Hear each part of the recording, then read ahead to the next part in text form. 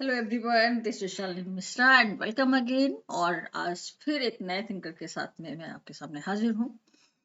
जैसा कि आप देख रहे हैं कि इस समय मैं थिंकर की यानी कि समाज शास्त्रीय विचारकों की श्रृंखला में काम इस समय वीडियो अपलोड कर रही हूँ, और जो कि आप लोगों के लिए बहुत ही ज्यादा हेल्पफुल होने वाला है।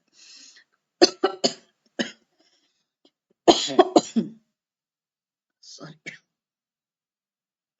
तो यहाँ पे कहना मैं यही चाहती हूँ आप लोगों से कि अगर आप हमारे साथ में कंटिन्यू करना चाहते हैं, अगर आपको वीडियोस पसंद आ रहे हैं, अगर आपको पसंद आ रहा है, अगर आपको समझ में आ रहा है, तो बिल्कुल भी लेट ना करिएगा। संभव यस वी कैन आपके लिए है, आप डाउनलोड करिए, यहाँ पे जुड़ जाइए। एकदम मिनिमम फीस पर आपको कंप्लीट कोर्स मिलने वाला है वीर हनुमंता का, जो कि आप जब ऐप पर जाएंगे तो आप देखेंगे कि कितना इजीएस्ट लैंग्वेज में आपकी जो क्लासेस हैं वो इस समय चल रही है। थिंकर का पार्ट स्टार्ट हो गया है, इसलिए जो बच्चे आना चाहते हैं मैं उनसे यही कहूंगी कि बिल्कुल भी लेट ना करें,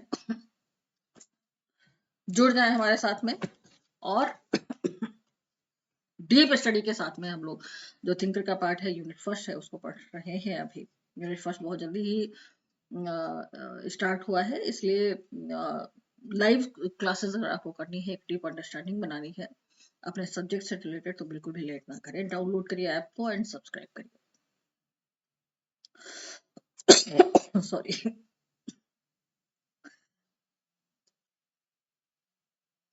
500 ओनली द फीस। सो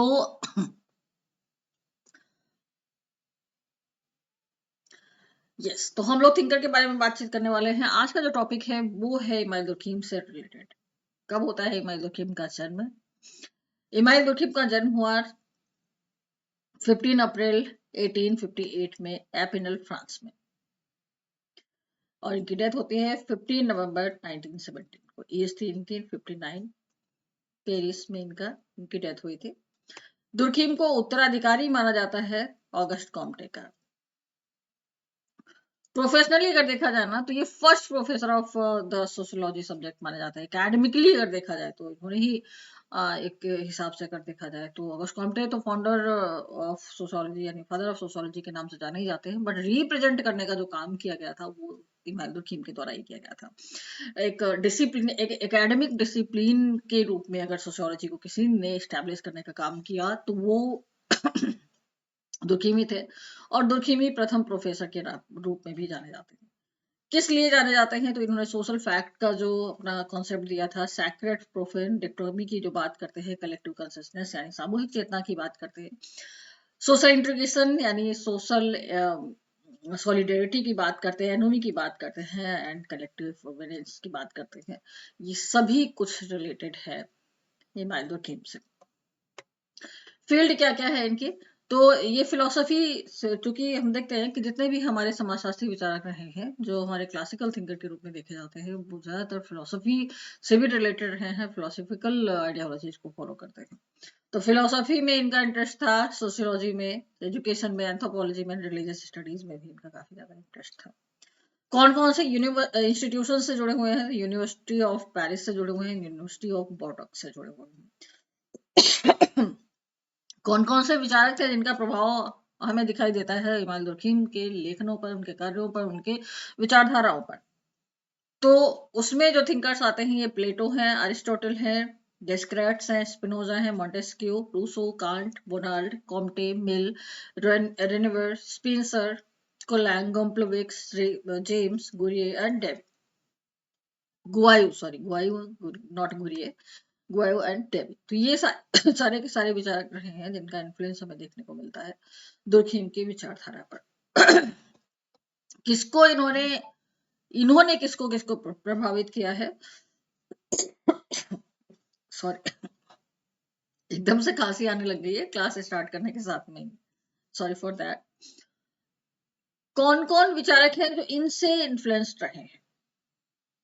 तो ये है बेला, ब्लोअर, Bourdieu, Braudel, Collins, Douglas, Evans Pritchard, Foucault, गोलिक, हैडिट, हेल्वेज, Levinas, Levi Strauss, Levy Bruhl, Lukes, Malinowski, Marcel Mauss, Newton, Parsons, स्टैटली ब्राउन, रिबर्स्की एंड स्मिल्स एंड टाइलर। तो ये जितने भी यहाँ पे बहुत सारे ऐसे थिंकर्स भी हैं जिनको आप जानते हैं, बाय नेम, और आप पढ़ते भी। ओके, तो कौन कौन सी बुक्स हैं इमाइल दुर्खिम की? सबसे ज्यादा जो फोकस आजकल किया जा रहा है, अगर नेट के एग्जाम में देखा जाए तो पेपर में सबसे ज्यादा फोकस जो किया जा रहा है, बुक्स पे बहुत फोकस हो रहा है। कौन कौन सी बुक्स हैं देख लेते हैं। The division of labour and society इनकी फर्स्ट जो ये बुक मानी जाती है, 1893 में आई।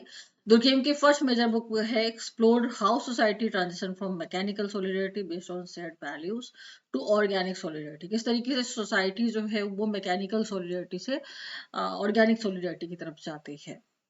डिवीजन ऑफ लेबर, जो हमारे प्राचीन समाज में डिवीजन ऑफ लेबर था, श्रम का विभाजन था, वो किस स्तर का था, और जो हमारा आधुनिक समाज में है में जो डिवीजन ऑफ लेबर है वो कैसा है।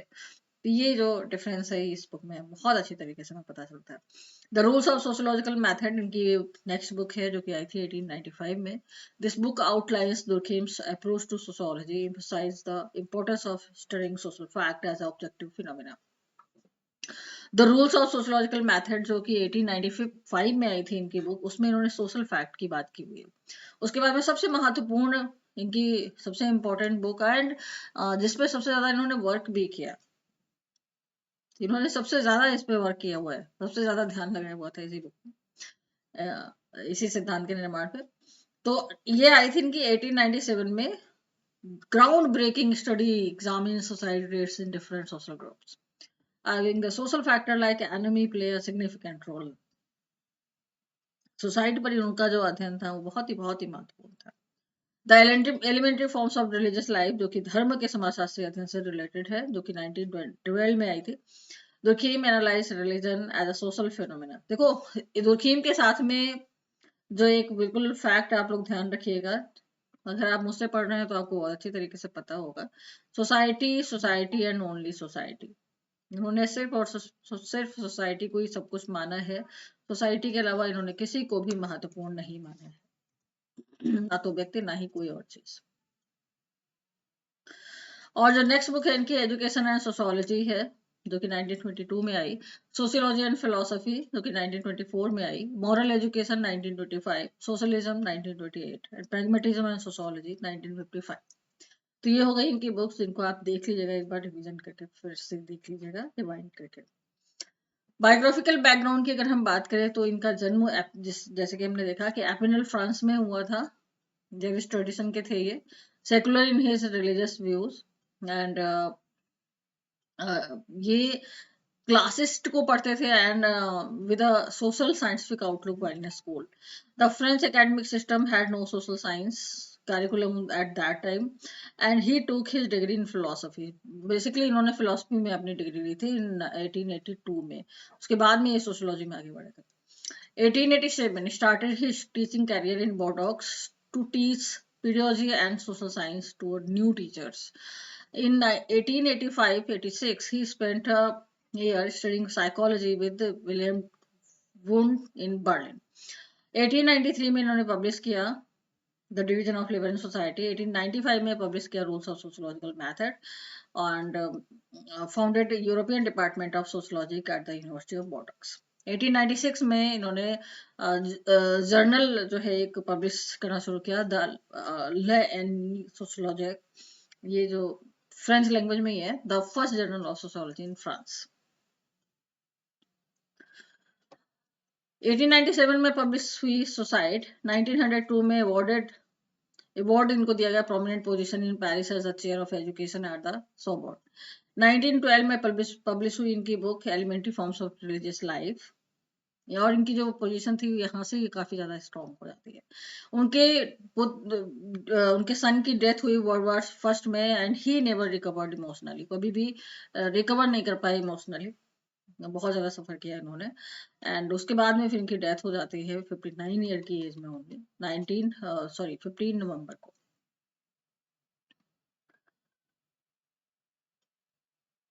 तो जैसा कि हम जानते हैं कि दुर्खिम को प्रकार्यवाद का पिता माना जाता है, प्रकार्यवाद के संस्थापक विचारकों में से माना जाता है। समाजशास्त्र में अगर देखा जाए, प्रकार्यवाद का जो प्रारंभ है वो बेसिकली स्पेंसर से माना जाता है, लेकिन वैज्ञानिक रूप से जो प्रतिष्ठित करने का श्रेय है वो दुर्खिम को ही जाता है। इन्होंने जो अपनी बुक लिखी थी the division of labour in society और रूल्स ऑफ सोशियोलॉजिकल मेथड में इन्होंने प्रकार्यवाद को बहुत अच्छी तरीके से विवेचना की। क्योंकि हम जानते हैं कि सोसाइटी को सबसे ज्यादा ये महत्वपूर्ण स्थान देते हैं, सोसाइटी को ही सब कुछ मानते हैं। तो उस क्रम में अगर देखा जाए तो उन्होंने समाजशास्त्र में विश्लेषण की विधि को प्रकार्यवाद का नाम दिया कि समाज की जितनी भी इकाइयां हैं वो मिल करके समाज की व्यवस्था को बनाए रखने का काम करती हैं। मतलब किसी भी इकाई द्वारा उसे संबंधित व्यवस्था को बनाए रखने में दिया जाने वाला प्रकार्य ही या योगदान ही प्रकार्य कहलाता है। जोखिम के कथन अनुसार प्रकार्यात्मक पद्धति का उद्देश्य किसी भी समूह, संगठन और संस्कृति की इकाइयों को ज्ञात करके उनके प्रकार्यों को बताना है। जब इन्होंने बताया कि प्रकार्यवाद को किस रूप में लिया जाए, किस अर्थ में लिया जाए, तो उन्होंने कहा इसका जो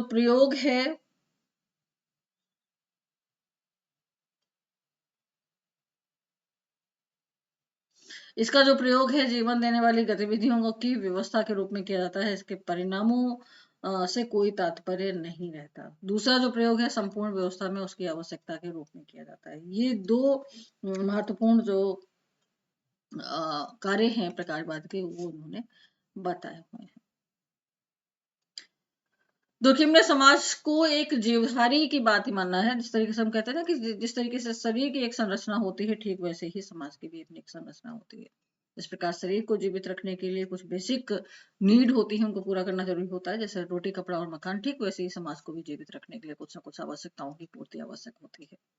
ये जो समाज है इसकी आवश्यकताओं या समाज में रहने वाले लोगों की आवश्यकताओं की पूर्ति कैसे होती है, तो ये परिवार, धर्म, नातेदारी, राजनीतिक संगठन, आर्थिक संगठन जो है ये सब कहीं ना कहीं समाज की व्यवस्था को चलाते रखने में अपना योगदान करते हैं और यही योगदान उनका प्रकार्य कहलाता है। इसीलिए इन्होंने प्रकार्य को भी महत्वपूर्ण माना और प्रकार्यवाद के पिता के रूप में प्रकार्यवाद को इन्होंने सिस्टमैटिकली अगर कहा जाए तो स्टैब्लिश करने का काम किया। दुर्खिम ने प्रत्यक्ष और अप्रत्यक्ष प्रकारों की भी जो अवधारणा है वो प्रस्तुत की थी।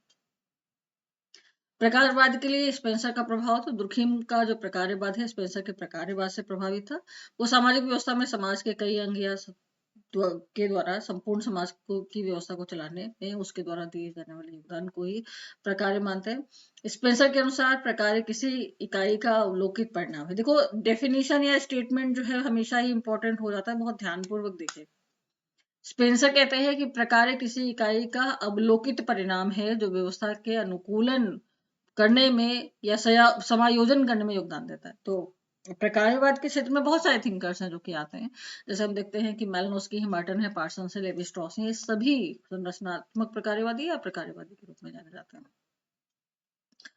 दुर्खिम जो है, अगर हम बात करें धर्म के बारे में इनकी क्या राय रही है, तो दुर्खिम ने धर्म के बारे में जो बात की है वो भी एकदम अलग प्रकार से उन्होंने विवेचना की है। हालांकि हम जानते ये हैं कि समाज से ऊपर तो उन्होंने किसी को नहीं माना, ना व्यक्ति को, ना धर्म को, ना कोई भी किसी भी प्रकार के ऑर्गेनाइजेशन को, ना किसी चीज को। सब कुछ जो है वो संचालित होता है समाज के द्वारा ही। तो धर्म के बारे में भी जब बात हुई, जब धर्म का की भी बात आई, तो उन्होंने धर्म को भी समाजशास्त्रीय परिप्रेक्ष्य में ही उसका अर्थ बताया। धर्म से संबंधित सिद्धांत जो था वो भी समाजशास्त्रीय परिप्रेक्ष्य में ही दिया। दुर्खिम ने प्रकार्य को स्पष्ट करने के लिए धर्म, अपराध और श्रम के उदाहरणों की बात की। जब वो प्रकार्यवादी परिप्रेक्ष्य में कहते हैं तो वो कहते हैं कि प्रत्येक सामाजिक घटना का कोई ना कोई प्रकार्य होता है, अर्थात सामाजिक व्यवस्था की स्थापना में उसका योगदान जरूर होता है। तो अभी ये प्रकार्यवाद की बात चल रही है जिसमें धर्म का प्रकार्य देखा गया। तो दुर्खिम ने धर्म के प्रकारों का उल्लेख किया। इसके लिए उन्होंने ऑस्ट्रेलिया की अरुंटा जनजाति का अध्ययन किया था। और दुर्खिम जो कहते हैं कि जो धार्मिक विचारधाराएं होती हैं सामाजिक जीवन में मजबूत कारक प्रदान करते हैं। धर्म कहीं ना कहीं एक सामूहिक चेतना का सिंबॉलिकली बहुत अच्छी तरीके से प्रेजेंट करने का काम करता है धर्म। सामाजिक व्यवस्था की ये मांग होती है कि व्यक्ति अपने अंदर समाज का अनुभव करे। मैं अलग से वीडियो लेकर के आऊंगी, धर्म किस तरीके से सामूहिक चेतना को बताता है या सामूहिक चेतना का प्रतीक है। ये मैं अलग से एक वीडियो जरूर आप लोगों के लिए बनाऊंगी, क्योंकि इस समय चल रहा है महाकुंभ और आप देखिएगा जो इन्होंने कलेक्टिव कॉन्शियसनेस, कलेक्टिव अफोर्डनेस की बात की हुई है वो कितना ज्यादा इससे संबंधित है। सोशल कोहेशन की जो बात हुई है वो कितना संबंधित है। महाकुंभ का जो अवसर है, महाकुंभ में जो उभरने वाली भीड़ है, महाकुंभ में जो ये गहरी आस्था है लोगों की, वो किस तरीके से दर्शाती है और दुर्खिम से कहाँ तक रिलेट करती है। मैं अलग से वीडियो लेकर के आऊंगी आप लोगों के लिए। अभी फिलहाल तो हमें इतना टाइम नहीं है कि मैं उसको उतना अच्छी तरीके से एक्सप्लेन कर सकूं यहाँ पे, लेकिन जरूर लेकर के आऊंगी। आप समझिएगा किस तरीके से कलेक्टिव कॉन्शियसनेस काम करता है। दुर्कheim के अनुसार धार्मिक विचारधाराएं सामाजिक जीवन में मजबूत कारक प्रदान करती हैं, सामाजिक जीवन को हमारे मजबूत करने का काम करती हैं, सामाजिक संगठन को बनाने का काम करती हैं, सामाजिक व्यवस्था को मेंटेन करने का काम करती हैं। तो धर्म है प्रकार्यात्मक योगदान देता है सामाजिक व्यवस्था को बनाए रखने के लिए। सामाजिक व्यवस्था की मांग है कि व्यक्ति अपने अंदर समाज का अनुभव करे, क्योंकि हम व्यक्ति समाज से जुड़े हुए हैं। तो समाज को हम कैसे फील करें, समाज की जो चीजें हैं उनको कैसे फील करें, अपने दायित्वों को कैसे हम समझेंगे, अपने कर्तव्यों को कैसे समझेंगे, जो कि समाज की दृष्टि से बहुत मौलिक है, समाज की व्यवस्था को बनाए रखने के लिए मौलिक है कि हम समाज को समझें, हम समाज की व्यवस्था को बनाए रखने में अपना योगदान करें। इसलिए धर्म का प्रकटीकरण हुआ, इसलिए धर्म का जो है इमरजेंस हुआ। तो धर्म इस रूप में व्यक्ति में चेतना जागृत करके व्यक्ति के सम्मुख ये स्पष्ट कर देता है कि वो पूर्णतया समाज पर निर्भर है, समाज से अलग व्यक्ति का कोई भी अस्तित्व नहीं है। अच्छा, इन्होंने अपराधों के जो अपराध होते हैं समाज में ना, उसके प्रकार के बारे में भी बात की। प्रकारवादी गुण इन्होंने इसमें भी ढूंढ लिया। इन्होंने कहा एकीकरण ही नहीं होता है समाज के अंदर। दुर्कheim ने अपने प्रकारवाद में अपराध प्रकार का भी उल्लेख किया। इसे ये सामाजिक विकृति मानते हैं, एनमी की तरफ ये इशारा करते हैं। उनका मानना यह है कि समाज में सामाजिक एकीकरण तथा समाज में विघटन की जो प्रवृत्ति है उसके कारण मौजूद होते हैं। विघटन, अलगाव की प्रवृत्ति, सामाजिक विकृति, अपराध जैसे प्रकारों को भी प्रोत्साहित करता है। इनका मानना यही है कि समाज में दो प्रकार के नियम पाए जाते हैं। पहला नियम जो है वो दमनकारी होता है, जो कहीं ना कहीं रिएक्शन को देता है, रिएक्शन क्रिएट करता है, टिट फॉर टैट, है ना। और दूसरा होता है प्रतिबंधात्मक, सुधारात्मक भी जिसे कहते हैं। ये नियम प्रकारात्मक होता है। तो इस प्रकार दुर्कheim में कहते हैं कि जो कुछ लोग कुछ सामाजिक नियमों से प्रसन्न होते हैं, समाज को बदलने की कोशिश करते हैं, उसे अराजकता। जो नियम से अप्रसन्न होते हैं, जिनको नियम समाज के नहीं भा रहे होते हैं, वो समाज को बदलने की कोशिश करते हैं, जिससे समाज में अराजकता की स्थिति पैदा हो जाती है। तो अपराध भी कहीं ना कहीं कार्यात्मक है इनकी नजर में। श्रम विभाजन का भी प्रकार है। तो दुर्कheim ने अपनी पुस्तक में श्रम विभाजन के प्रकारों का भी उल्लेख किया। श्रम विभाजन के दो प्रमुख कार्य हैं। एक तो व्यक्तियों और समूहों को अलग अलग प्रकार से उनके कार्यों के आधार पर विभाजित कर देता है, और दूसरा श्रम विभाजन के कारण समाज के विभिन्न लोगों और समूहों में पारस्परिक निर्भरता बढ़ती है, परस्पर संबंधित हो जाते हैं। पारस्परिक निर्भरता वाली एकता को दुर्कheim ऑर्गेनिक सॉलिडरिटी कहते हैं। जैसे कि प्राचीन समाज में जब हम इनका श्रम विभाजन का सिद्धांत पढ़ेंगे तो हमें समझ में आएगा कि तो इन्होंने दो प्रकार के समाज की चर्चा की, एक तो प्राचीन समाज और दूसरा आधुनिक समाज। प्राचीन समाज में मैकेनिकल सॉलिडरिटी पाई जाती थी, आंतरिक एकता, और आधुनिक समाज में ऑर्गेनिक सॉलिडरिटी यानी सब में भी एकता का स्वरूप पाया जाता है। क्योंकि आदिम समाज में या प्राचीन समाज में श्रम विभाजन उतना ज्यादा नहीं था। क्यों नहीं था? उसके पीछे कारण ये था कि वहां पे उतनी ज्यादा आवश्यकताएं नहीं थी, लोग नहीं थे, जनसंख्या नहीं थी उतनी। लोग अपने हाथों से ही अपना काम कर लिया करते थे। राजा भी मतलब साधारणतया जो है सारे काम करना जानता था, और प्रजा भी। तो ऐसा कोई भिन्न स्वरूप दिखता नहीं था, हर कोई हर काम करने में स्किल था। ये चीज हम पूछ भी सकते हैं अपने बड़े बुजुर्गों से, बैठ करके हम अगर बात करें ना तो बहुत चीजें आएंगी कि भाई हम लोग सारे काम कर लिया करते थे। अभी हम हर चीज के लिए निर्भर हो जाते हैं दूसरों पे कि ये नहीं आता, वो नहीं आता, ये हमें तो सिर्फ अपनी नौकरी करनी आती, हमें तो सिर्फ पढ़ाना आता, हमें तो सिर्फ पढ़ना आता। लेकिन तब के समाजों में ऐसा नहीं था, तो हर कोई हर काम कर सकता था बड़ी आसानी से, बहुत ज्यादा डिपेंडेंसी नहीं थी, लेकिन एकता थी। लेकिन तब भी एकता थी। और आज के समाजों में हम स्किल्ड होते गए, स्किल्ड होते चलते चले जा रहे हैं। हम बहुत ज्यादा श्रम विशेषीकरण की तरफ जा रहे हैं। जो व्यक्ति जो कार्य कर सकता है, जैसे जूते बनाने वाला व्यक्ति जूता ही बना सकता है, वो साइकिल नहीं बना सकता, या साइकिल बनाने वाला व्यक्ति साइकिल ही बना सकता है, जूते नहीं बना सकता। तो आजकल आजकल देखा जाए, आधुनिक समाज में देखा जाए, श्रम विभाजन ज्यादा बढ़ गया है। बल्कि कंपेरेटिवली अगर देखा जाए प्राचीन समाज की अपेक्षा आज के समाज में श्रम विभाजन हमें ज्यादा देखने को मिलता है। तो कैसे हुआ ये? इसके पीछे की पूरी कहानी है। अब उसकी पीछे की कहानी हम आगे देखेंगे। यहाँ पे जो चीजें हैं वो देख लेते हैं पहले। तो श्रम विभाजन का भी प्रकार होता है, ये कहना चाहते हैं दुर्कheim। कहते हैं कि श्रम विभाजन भी प्राचीन समाज में भी कार्य कर रहा था और आधुनिक समाज में भी कार्य कर रहा है। सामाजिक व्यवस्था को बनाए रखने में प्राचीन समाज में भी इसने योगदान दिया और आज के समाज में भी योगदान दिया। प्राचीन समाज से आज के समाज का जो सफर है, जो एक इवोल्यूशनरी प्रोसेस के अंतर्गत देखा जाए तो एक क्रमबद्ध विकास हुआ, उसमें जो अंतर देखने को मिलता है वो जनसंख्या का अंतर है, जनसंख्या घनत्व। तो यहाँ पे मेन चीज जो है आप देख लीजिए, श्रम विभाजन का सीधा या प्रत्यक्ष संबंध जो है वो जनसंख्या के घनत्व से होता है। हमारा जो आदिम समाज था, वहां की जो विशेषता थी वो सामूहिक चेतना के रूप में हमें देखने को मिलती है। आदिम समाज में सामूहिक चेतना हमें देखने को मिलती है, कलेक्टिव कंसिस्टनेस। सामूहिक चेतना इन द सेंस कि लोगों की स्वयं की अपनी कोई चेतना नहीं होती थी। जैसे आज लोग अपने बारे में ज्यादा सोचते हैं, अपनी फैमिली के बारे में ज्यादा सोचते हैं, बाकी दुनिया समाज से उन्हें कोई खास मतलब रहता नहीं है। इवन आज की जो सोसाइटी हो गई वो ऐसी हो गई है कि सब अपनी ही फैमिली, अपनी बीवी बच्चे के बारे में सोच ले, बस उतना उनके लिए सफिशियंट होता है, उससे ज्यादा वो सोच नहीं पाते। बल्कि अपने माता पिता तक नहीं सोच पाते, अपने भाई बहन तक नहीं सोच पाते। इस कदर जो है अब सेल्फिशनेस बढ़ गई है। लेकिन पहले के समाजों में देखा जाए तो सामूहिकता के आधार पर चीजें हुआ करती थी। लोग व्यक्तिगत रूप से कुछ सोच ही नहीं पाते थे।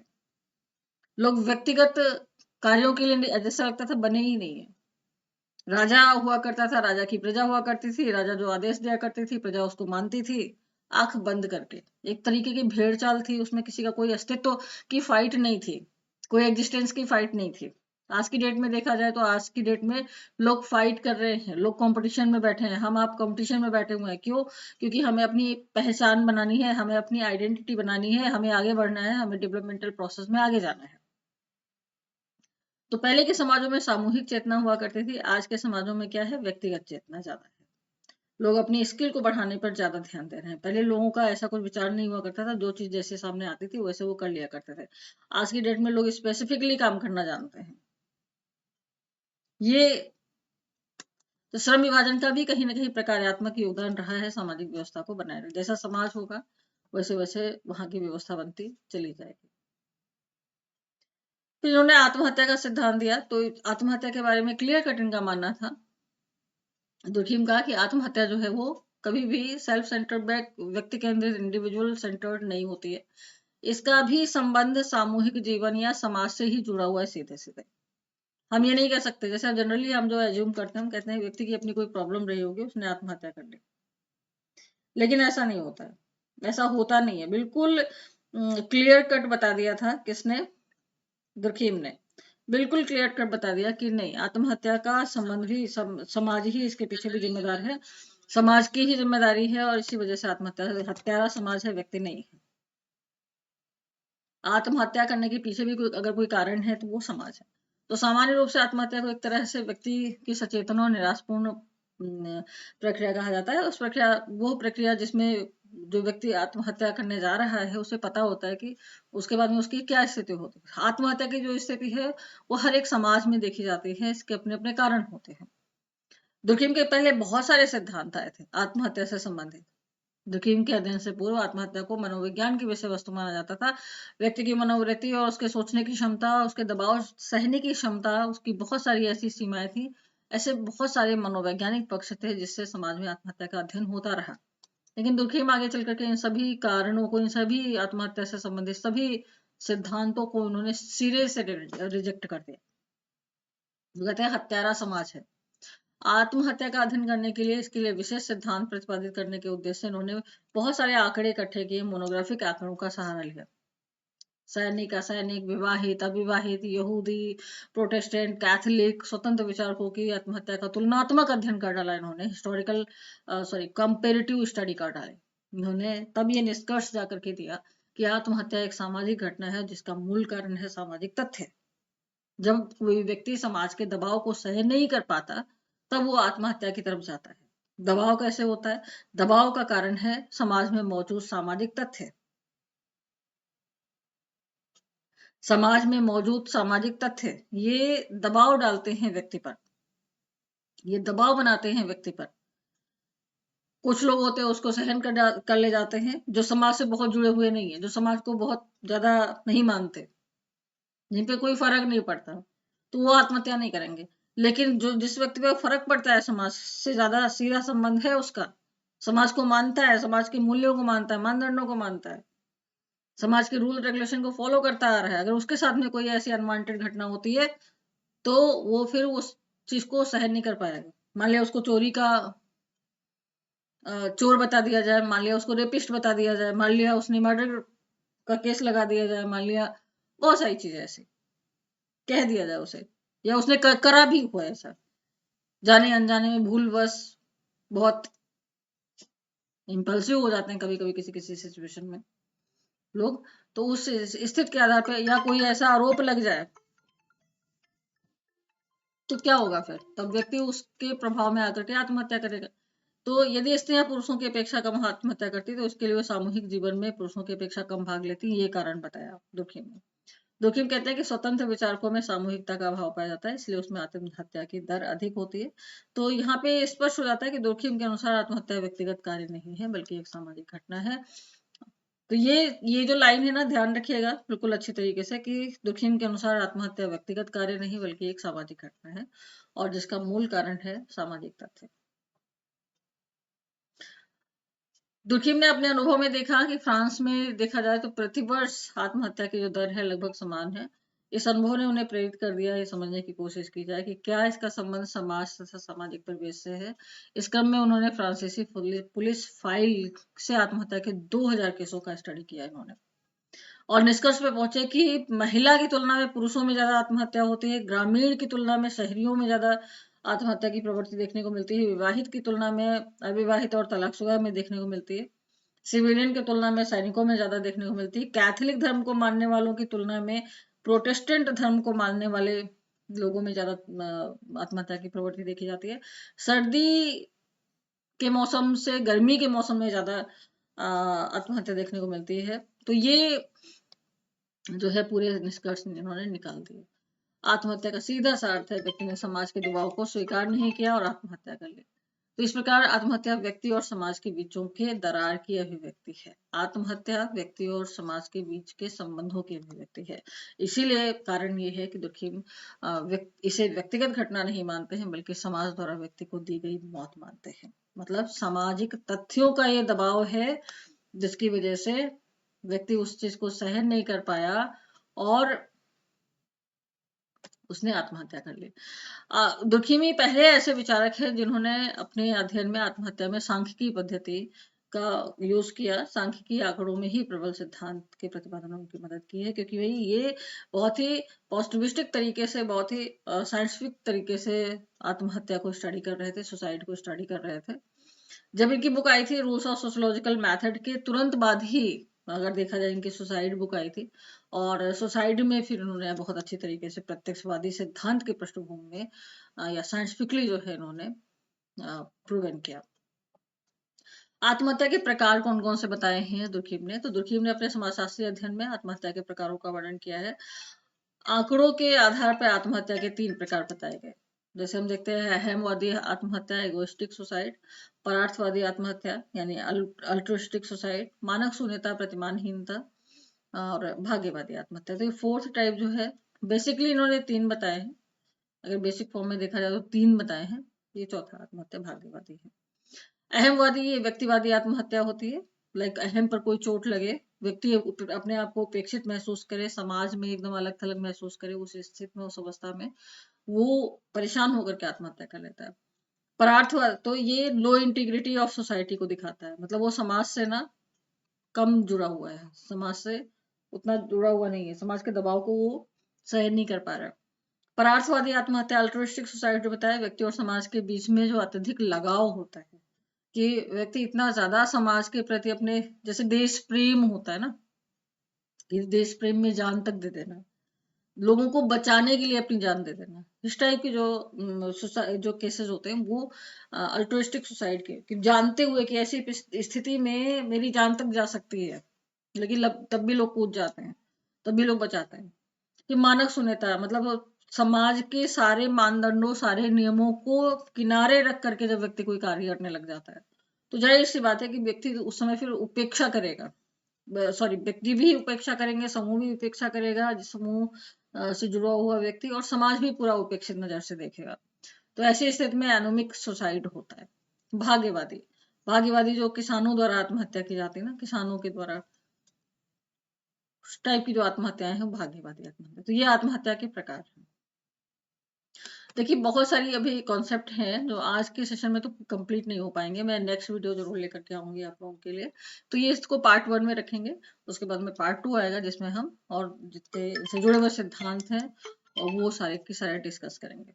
ओके, तो चलिए आज का सेशन यहीं तक है, हम लोग मिलेंगे अपने नेक्स्ट सेशन में। Thank you everyone.